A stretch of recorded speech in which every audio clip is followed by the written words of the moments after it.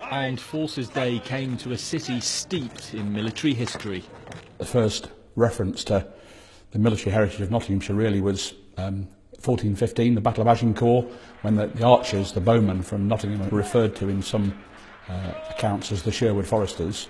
So if you like, one of our regiments goes back to 1415. It was here too that King Charles I raised his standard at Nottingham Castle. It triggered the English Civil War, changing our history and creating the modern British Army. An army served by regiments like the South Notts Hussars, the Sherwood Rangers and the Sherwood Foresters. Their battle honours include an outstanding example from Spain during the Peninsular War against Napoleon. Battle was perhaps best remembered because it was a very, very bloody siege. The sieges were the bloodiest of battles then, because climbing up a 30-foot ladder to get onto a wall that's held by the enemy is never going to be an easy thing to do. Into the Valley of Death went the Queen's Royal Lancers during the infamous charge of the Light Brigade in 1854.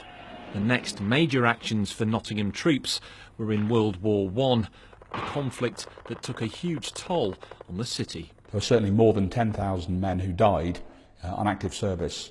Now, when you consider that means that there must have been somewhere in the region of 40 to 50,000 men who were wounded, if there were 10,000 who died, then 1 in 6 of the male population of all ages of Nottinghamshire either died or was wounded in the Great War. The Foresters had a busy Second World War, but in comparison to the Great War, the First World War, nowhere near as costly. 11,000 men killed in the Great War, 1,150 in the Second World War, and that's quite usual for British regiments.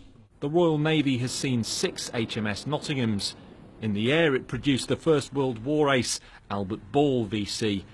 And today Nottingham troops see action in Bosnia, Iraq and Afghanistan. Over the centuries, the courage of Nottingham's sons and daughters has been called upon time and time again.